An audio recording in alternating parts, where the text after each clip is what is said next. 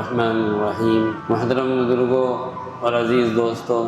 دینی اور ایمانی بھائیوں، ہم دنیا کے اندر جو کام بھی کرتے ہیں، چاہے وہ دینی ہو یا دنیاوی ہو، ہمارا یہ عقیدہ ہے کہ وہ ہر کام اللہ رب العزت کے علم میں ہے۔ اللہ رب العزت زمین و آسمان کی تمام پوشیدہ چیزوں کا جاننے والا ہے، کوئی چیز اس کی معلومات اور اس کے علم سے دور نہیں۔ ابھی میں نے جو آپ کے سامنے حدیث پاک پڑھی، اس کے اندر حضور اکرم صلی اللہ علیہ وسلم نے یہ بات ارشاد فرمائی ہے کہ اعمال کا دار و مدار ہی نیتوں پر ہوتا ہے۔ آدمی کوئی بھی کام کرے گا تو اس کام کا خاطر خواہ فائدہ جو وہ چاہتا ہے دنیا کے اعتبار سے یا آخرت کے اعتبار سے، اللہ رب العزت اس کو نیت کے مطابق عطا فرمائے گا۔ جیسی نیت ہوگی ایسا اس کا بدلہ ہوگا۔ حضور اکرم صلی اللہ علیہ وآلہ وسلم کے ذریعے سے اخروی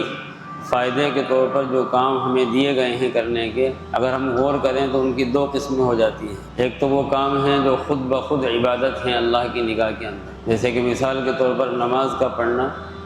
اور روزے کا رکھنا، زکوٰۃ کا دینا، حج کا کرنا، کسی کے ساتھ میں اچھا سلوک کرنا، یہ سارے کام وہ ہیں جو اللہ کی بندگی کا اظہار کرنے کے لیے انسان کرتا ہے، اور انسان گویا کہ ان کاموں کو کرنے پر اللہ رب العزت سے ثواب چاہتا ہے، آخرت کے اندر بہتر بدلہ چاہتا ہے۔ اگر انسان ان کاموں میں سے کوئی بھی کام بغیر نیت کے کرے گا یا بری نیت کے ساتھ میں کرے گا، اگر بغیر نیت کے کرے گا تو وہ کام ہوگا ہی نہیں، اور بری نیت کے ساتھ میں اگر وہ کرے گا تو کام تو ہوگا نہ ہوگا لیکن اس کا وبال بھی اس کے اوپر پڑے گا۔ نماز انسان بغیر نیت کے پڑھتا ہے، کوئی نیت نہیں ہے اس کی، اس نے ایسے ہی بغیر کسی نیت کے، دل کے ارادے کے بغیر اپنے ہاتھوں کو سینے پر یا سینے کے نیچے یا ناف کے اوپر یا ناف کے نیچے باندھ لیا، اور جس طرح نماز کے اندر رکوع اور سجدے کیے جاتے ہیں اس طرح سارے کام وہ کرتا رہا۔ ہماری ظاہری نگاہیں یہ دیکھتی رہی کہ ہاں یہ نماز پڑھ رہا ہے، لیکن وہ صرف ایسے ہی کچھ کام کر رہا تھا، تو یہ کام اللہ کی یہاں نماز نہیں کہلائے گا۔ ظاہری کام کی شکل و صورت چاہے اصلی کام کے مطابق ہو، لیکن وہ کام اللہ کی نگاہ کے اندر کام نہیں ہے۔ اور جو کام اللہ رب العزت کی نگاہ کے اندر بذات خود عبادت ہیں، اگر ان کے اندر نیت نہیں ہوگی تو وہ کام ہوں گے ہی نہیں، وہ کام اللہ کی نگاہ کے اندر کام مانے ہی نہیں جائیں گے۔ اور اگر وہ کام ایسا ہے جو کام خود تو عبادت نہیں ہے لیکن کسی عبادت کا ذریعہ ہے، تو پھر ایسی صورت کے اندر اگر انسان اس کام کو بغیر نیت کے کرے گا تو وہ کام تو ہو جائے گا، لیکن اس پر جو ثواب اس کو ملنا چاہیے تھا، اس کا جو فائدہ اس کو حاصل ہونا چاہیے تھا، وہ فائدہ اس کو حاصل نہ ہوگا۔ مثال کے طور پر مسجد کے اندر آنا خود عبادت نہیں، لیکن انسان مسجد کے اندر آتا ہے، سنت کے مطابق سیدھا قدم رکھتا ہے، اس نیت کے ساتھ میں داخل ہوتا ہے کہ اللہ تعالی ہمارے لیے رحمت کے دروازے کھول دے گا، اور جو ہم اس کے سامنے اپنے سر کو ٹیکنے جا رہے ہیں وہ قبول فرمائے گا، تو مسجد کے اندر آنے کا فائدہ بھی اس کو حاصل ہوگا نیت کے ساتھ، کیونکہ وہ اللہ تعالی بازار کے شور و شغب سے اور بری باتوں سے، مکروہ چیزوں سے اس کے دل کو ہٹا دے گا اور اپنی طرف اس کے دل کو لگا دے گا۔ لیکن ہم دیکھتے ہیں، خود ہم نے اس کا مشاہدہ کیا ہوگا کہ ہم بغیر نیت کے آ جاتے ہیں، اور ایسے ہی جب ہم نماز پڑھ کے جاتے ہیں تو اگرچہ نماز کے اندر ہماری نماز کی نیت رہتی ہے، لیکن مسجد میں اگر ہم نیت کے ساتھ میں آتے ہیں اور جو فائدہ ہمیں حاصل ہوتا ہے وہ فائدہ حاصل نہیں ہو پاتا۔ اسی طرح وضو انسان کرتا ہے، تو وضو بذات خود کوئی عبادت نہیں ہے بلکہ وہ نماز کا ایک ذریعہ ہے، اللہ رب العزت کو خوش کرنے کا ایک ذریعہ ہے، ایک وضو ایک ذریعہ بنایا گیا ہے، لیکن اس کے فوائد آپ صلی اللہ علیہ وسلم نے بہت بیان فرمائے۔ مثال کے طور پر آپ صلی اللہ علیہ وسلم نے ارشاد فرمایا، جب انسان وضو کرتا ہے تو وضو کے اندر جتنے اعضاء وہ دھوتا ہے، ہاتھوں سے لے کر پیر تک، ان اعضاء سے جتنے بھی گناہ اس نے کیے تھے وہ سارے کے سارے گناہ اس کے نکل جاتے ہیں وضو کرنے پر۔ لیکن یہ فائدہ وضو کا اس وقت حاصل ہوگا جب ہم نیت کے ساتھ میں وضو کریں کہ ہاں ہم اس طریقے کے مطابق اپنے ہاتھ پیروں کو دھو رہے ہیں جو طریقہ آپ صلی اللہ علیہ وسلم نے دھونے کا بتلایا ہے اور جس کا ذکر قرآن کریم میں کیا گیا ہے۔ ہم نماز کے لیے وضو کر رہے ہیں تو یہ وضو کا فائدہ حاصل ہو۔ تو وہ چیزیں جو کہ خود عبادت نہیں ہیں لیکن عبادت کا ذریعہ ہیں، اگر وہ انسان بغیر نیت کے کرتا ہے تو وہ کام تو ہو جاتا ہے، بغیر نیت کے بھی وضو ہو جائے گا، ایسا نہیں ہے کہ وضو نہ ہو، لیکن وہ فائدہ حاصل نہیں ہوگا جو وضو کا ہے۔ اسی لیے حضور اکرم صلی اللہ علیہ وسلم نے ارشاد فرمایا کہ انما الاعمال بالنیات وانما لامرئ ما نوى، اعمال کا دار و مدار ہی نیتوں پر ہے، اور انسان کو اللہ رب العزت کی طرف سے وہی چیز ملے گی جیسی اس نے نیت کی ہوگی۔ نیت چھوٹی کی ہے، بدلہ بھی چھوٹا، نیت بڑی کی ہے بدلہ بھی بڑا، نیت اچھی کی ہے بدلہ بھی اچھا، نیت خراب کی ہے تو بدلہ بھی خراب۔ اللہ رب العزت نے ان نماز پڑھنے والوں کی برائی بیان کی ہے قرآن کریم کے اندر جو دکھاوے کے لیے نماز پڑھتے ہیں۔ ارأیت الذی یکذب بالدین فذلک الذی یدعو الیتیم ولا یحض علی طعام المسکین فویل للمصلین الذین هم عن صلاتهم ساہون الذین هم یراؤون۔ ان نمازیوں کے لیے بربادی ہے، حالانکہ وہ بھی کھڑے ہو کر وہی تمام کام کر رہے ہیں جو ہم کرتے ہیں، لیکن وہ دکھاوے کے لیے نماز پڑھ رہے ہیں، لوگوں کو دکھانے کے لیے اپنے آپ کو نمازی یا اپنے آپ کو مسلمان بتانے کے لیے نماز پڑھ رہے ہیں، تو یہ نماز پڑھنا ان کے لیے فائدے کی چیز نہیں بلکہ نقصان ہو۔ اللہ رب العزت فویل للمصلین، ایسے نمازیوں کے لیے بربادی ہے۔ اور ویل کے ایک معنی یہ ہوتے ہیں جہنم کا گھڑا ہے، یعنی ایک خاص گھڑا ان کے لیے بنایا گیا ہے جس کے اندر وہ پھینکے جائیں گے جو دکھاوے کے لیے نماز پڑھتے ہیں۔ تو ہم دونوں چیزوں سے بچنے کی کوشش کریں، کسی بھی کام کو کریں تو یہ نہیں کہ بے نیت ہو، پہلے نیت درست کر لیں۔ ہم کام الحمدللہ بہت کرتے ہیں، اس زمانے کے اندر کام بہت انسان کرتا ہے، نمازیں بھی خوب پڑھتا ہے، اللہ جتنی توفیق دیتا ہے دینا دلانا بھی ہوتا ہے، اللہ اس سے زیادہ توفیق دیتا ہے تو انسان عمرے اور حج بھی کرتا ہے، لیکن نیت درست نہ ہونے سے ہمیں ایسا لگتا ہے کہ وہ فائدہ جو عمرے پر حاصل ہونا چاہیے تھا، وہ فائدہ جو حج کے بعد حاصل ہونا چاہیے تھا، وہ فائدہ جو نماز پڑھنے پر ہمیں محسوس ہونا چاہیے تھا، وہ فائدہ جو وضو کرنے پر ہمیں ظاہر ہونا چاہیے تھا، وہ نہیں ہو پاتا، اس لیے کہ بے نیتی ہے۔ اور بد نیتی سے پورے طور پر انسان بچے، بری نیت تو کسی طرح بھی نہ ہو، دکھاوے کی نیت تو کسی طرح بھی نہ ہو، کیونکہ دکھاوے سے بڑا عمل اللہ رب العزت کے یہاں ضائع ہو جاتا ہے۔ آپ نے وہ حدیث کی بات سنی ہوگی کہ اللہ رب العزت کے دربار کے اندر 3 لوگ سب سے پہلے لائے جائیں گے جن کا فیصلہ اللہ کے یہاں کیا جائے گا۔ ان میں ایک وہ ہوگا جو بہت بڑا عالم ہوگا، جس نے قرآن کریم پڑھا ہوگا پڑھایا ہوگا، ایک وہ ہوگا جو شہید ہوگا، ایک وہ ہوگا جو مالدار ہوگا جس نے اپنا مال خوب خرچ کیا ہوگا۔ لیکن تینوں کو اللہ رب العزت یہ کہہ کر جہنم کے اندر اوندھے منہ گھسیٹ کر پھینکوا دیں گے کہ تم نے یہ کام دنیا کے اندر لوگوں کو دکھانے کے لیے کیے تھے، ہمارے لیے کوئی کام کیا ہی نہیں، تو ہم سے کیا بدلہ چاہتے ہو؟ دیکھنے کے اعتبار سے کتنے بڑے کام ہیں کہ پوری زندگی انہوں نے وقف کر دی، گویا کہ پوری زندگی پڑھنا پڑھانا، پوری زندگی اللہ کی راہ کے اندر مال خرچ کرنا، پوری زندگی اس طرح کہ اپنی گردن کٹوا کر انہوں نے اپنی جان تک دے دی، لیکن کوئی عمل اللہ کے یہاں قبول نہیں ہے، بڑے سے بڑا عمل۔ اور حدیث کے اندر ایک مثال بیان کی گئی ہے کہ انسان کبھی کبھی ایک چھوٹا سا عمل کرتا ہے اور وہ چھوٹا سا عمل بھی اللہ تعالیٰ بڑی پریشانی سے نجات کا سبب بن جاتا ہے، جو کہ صحیح نیت کے ساتھ میں کیا جاتا ہے۔ حدیث پاک کے اندر ایک مثال دی گئی، آپ صلی اللہ علیہ وسلم نے ارشاد فرمایا کہ 3 لوگ تھے جن کا تعلق پچھلی امتوں سے ہے، وہ اپنے سفر پر کہیں روانہ ہوئے، راستے کے اندر ان کو رات ہو گئی اور انہوں نے چاہا کہ رات کہیں گزار لی جائے، پھر سفر شروع کیا جائے گا۔ اس زمانے کے اندر سرائے یا مسافر خانے نہیں ہوا کرتے تھے، انہوں نے رات گزارنے کے لیے پہاڑ کی ایک چٹان کا سہارا لیا جو گفا کے مانند تھی یا غار کی مانند تھی، اور اس کے اندر وہ آرام کرنے کے لیے چلے گئے۔ اللہ کا کرنا تھا، یہ امتحان تھا یا آزمائش تھی۔ ایک پتھر ایسا گرا پہاڑ پہ سے کہ اس نے غار کے منہ کو بند کر دیا اور وہ سب کے سب اس کے اندر رہ گئے۔ اب انہوں نے یہ سمجھ لیا تھا کہ ہماری موت یقینی ہے بالکل، کیونکہ اس پتھر کو ہم میں سے کوئی ہٹا نہیں سکتا، اس چٹان کو۔ تو ان کو ایک طریقہ سجائی دیا، انہوں نے آپس میں یہ مشورہ کیا کہ ہم میں سے جتنے لوگوں نے نیک اعمال کیے، ہم میں سے ہر ایک اپنے اس نیک عمل کو جو خاص اس نے اللہ کے لیے کیا ہو، اللہ رب العزت کے سامنے ظاہر کرے، اور اس نیک عمل کے واسطے سے اللہ سے دعا کرے۔ حدیث میں آتا ہے کہ ان تینوں حضرات نے اپنے اس نیک عمل کا اظہار کیا دعا کے طور پر، جو انہوں نے اللہ کے لیے کیا تھا خالص، دنیا کی کوئی غرض اس کے اندر شامل نہیں تھی۔ ان میں سے ایک وہ تھا جو ایک حرام کام سے بچا تھا، ان میں سے ایک وہ تھا جس نے مزدور کی مزدوری پورے طور پر اللہ کے لیے دے دی تھی، ان میں سے ایک وہ تھا جس نے اپنے والدین کی اطاعت و فرمانبرداری آخر درجے تک کی تھی۔ تینوں نے اپنے اس عمل کا اظہار کیا کہ باری تعالیٰ ہم نے یہ کام کیا تھا اور تیرے لیے کیا تھا، اگر تیرے علم کے مطابق یہ کام ہمارا تیری ہی رضا کے لیے ہو تو ہم اس پریشانی سے نجات دے دیں۔ پہلے نے دعا کی، چٹان تھوڑی سی ہٹ گئی، پھر دوسرے نے دعا کی انہی الفاظ کے ساتھ میں، تو چٹان پھر تھوڑی سی ہٹ گئی، تیسرے نے دعا کی تو چٹان پوری کی پوری ہٹ گئی۔ یہ ایک ناممکن چیز ہے جو ہمیں نظر آتی ہے کہ چٹان کیسے ہٹ سکتی ہے اپنے آپ، لیکن اللہ تو بڑی قدرتوں کا مالک ہے۔ معلوم یہ ہوا کہ اللہ تعالیٰ کے یہاں وزن عمل کے اندر اخلاص سے پیدا ہوتا ہے اور صحیح نیت اور سچے جذبے سے پیدا ہوتا ہے۔ صحیح نیت کے ساتھ میں انہوں نے وہ کام کیا، اور کب کام آیا؟ جب پریشانی ان کے اوپر آن کے پڑی۔ آج ہم کوئی کام کرتے ہیں، ہم اس کا فائدہ آج ہی دیکھنا چاہتے ہیں، یہ بھی ہماری ناسمجھی کی بات ہے۔ ہم آج سچی نیت کے ساتھ میں کوئی کام کریں، ہو نہ ہو وہ کام دنیا کے اندر کسی نہ کسی موقع پر کام آ جائے گا، اللہ رب العزت اس کے ذریعے سے پتہ نہیں کون سی پریشانی کو دور فرما دے، اور اگر آج کام نہ آیا وہ کام تو کل قیامت کے دن حشر کے میدان میں اللہ تعالیٰ اس کا ایسا بدلہ عطا فرمائیں گے کہ انسان تمنا کرنے لگا ہے کاش کہ ہمارا کوئی بھی عمل دنیا کے اندر ایسا نہ ہوتا کہ اس کا فائدہ ہمیں ملا ہوتا دنیا کے اندر۔ حدیث شریف میں آتا ہے کہ جب وہاں پر بدلے دیے جائیں گے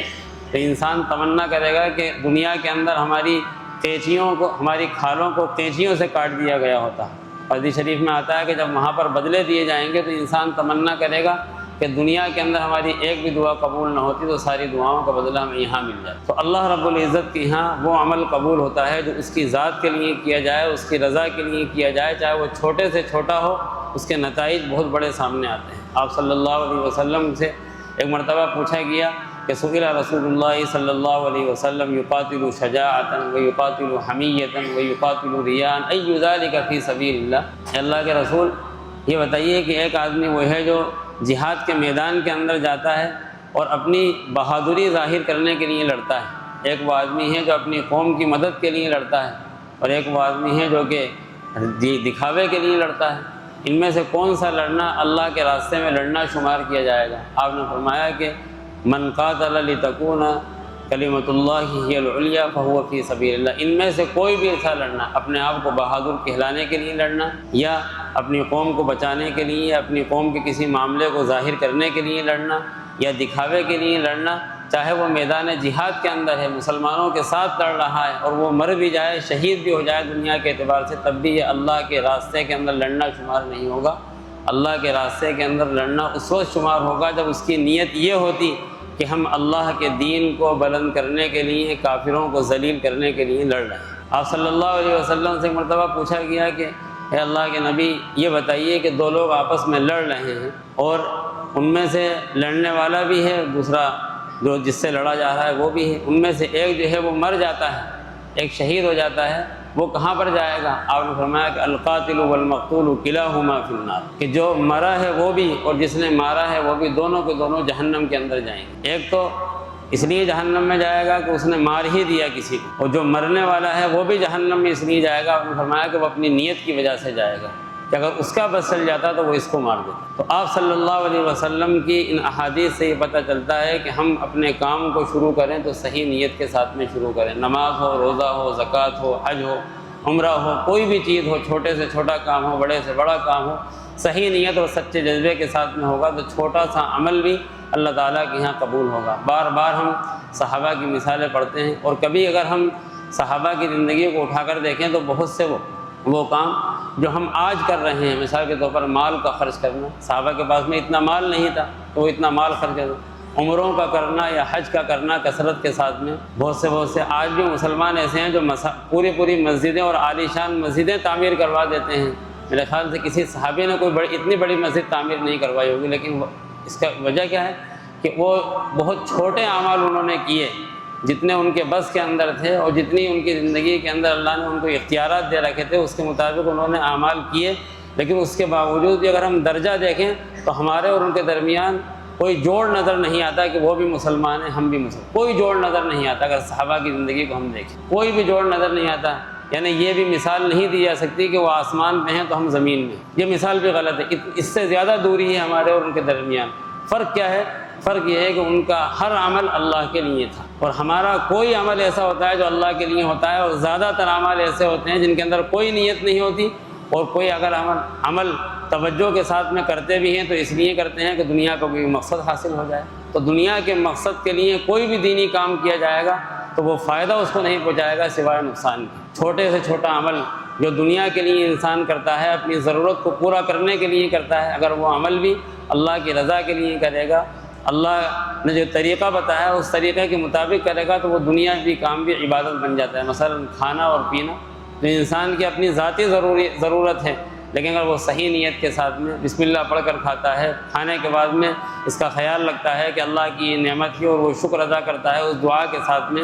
جو دعا سکھلائی گئی ہے، یا اس کو اگر شکر کرنا اس دعا کے ساتھ میں نہیں آتا تو اپنی زبان سے ایسے ہی کہہ دیتا ہے اللہ تیرا شکر ہے، تو وہ گویا کہ اس بات کا اظہار کر رہا ہے کہ اللہ کی دی ہوئی نعمت ہم نے استعمال کی ہے، تو یہ چیز عبادت بن جائے گی۔ اور بڑے سے بڑا کام بھی آپ نے مثال پڑھی کہ اللہ کے راستے کے اندر لڑنا، مالوں کا خرچ کرنا، اپنی جان کا دے دینا بغیر نیت کے یا بے نیتی کے ساتھ میں انسان کیا وہ اس کے لیے وبال جان بن گیا۔ حضور اکرم صلی اللہ علیہ وآلہ وسلم کی حیات طیبہ کے اندر جب مکہ فتح نہیں ہوا تھا تو مکے سے مدینے جانے پر آدمی مہاجر کہلایا کرتا تھا، لیکن ہجرت کی شرط بھی یہ تھی کہ وہ ہجرت صرف اللہ کو راضی کرنے کے لیے ہو، یعنی مکہ جو اپنا وطن ہے وہ اس نے چھوڑا ہو اپنے دین اور ایمان کو بچانے کے لیے، اللہ کی رضا کے خاطر، اس لیے وہ مدینے گیا ہو تاکہ اس کا دین محفوظ ہو جائے، اس کا ایمان محفوظ ہو جائے، اور اللہ کے رسول صلی اللہ علیہ وسلم کے طریقے کے مطابق چھوڑا ہو، تو وہ مہاجر کہلاتا تھا۔ اور مہاجر کا مطلب کیا ہے؟ حدیث شریف میں آتا ہے کہ الہجرۃ تہدم ما کان قبلہ،